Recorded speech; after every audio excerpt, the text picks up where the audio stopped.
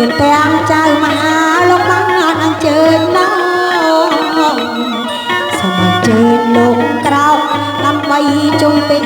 ជាវខានណាស្លាអ្នកផ្លូវចៅមហាលោកបានអញ្ជើញមកសូមអញ្ជើញលោកក្រោកដើម្បីជុំពេញជាវអខានស្លា